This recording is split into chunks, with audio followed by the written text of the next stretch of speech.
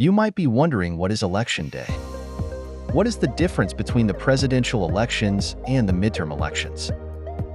Or who can run for president? To begin answering those questions, we must first define democracy. A form of governance in which every qualified citizen of a state, usually through elected representatives, is involved. Voting them out of office is one way for citizens to hold their government responsible and participate actively in governance. As human rights are closely related to democracy, governments must safeguard their citizens in order to guarantee that all members of society are represented, regardless of their race, religion, ability, or any other factor. Why do we vote? By casting a ballot, citizens in the United States have the ability to impact our government. You can make your voice heard by casting a ballot. People are given the chance to select the candidate they believe is most qualified to speak on their behalf and uphold their values. In the U.S., voters primarily support one of the two major political parties, and each party is represented by a single presidential candidate.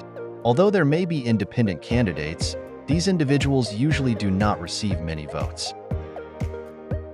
Election Day. Election Day is a time of great excitement and expectation as voters queue at different polling places to select the candidates they believe best embody their values. A ballot is a list of candidates from which voters select. A ballot may be cast electronically or on paper using pencil and paper. The difference between the presidential election and midterm elections. We elect the president for our country every 4 years. The President of the United States has great power and responsibility. The people of America desire a president who will utilize his or her authority to improve both the USA and their own lives. In between the presidential elections, we also have midterm elections. Members of our U.S. Congress are chosen by the midterm elections. A candidate for president must fulfill each of the following requirements in order to be eligible to run. A citizen of the United States by birth. A resident of the United States for at least 14 years. At least 35 years old. There's another election after Election Day. It's the Election College that handles this.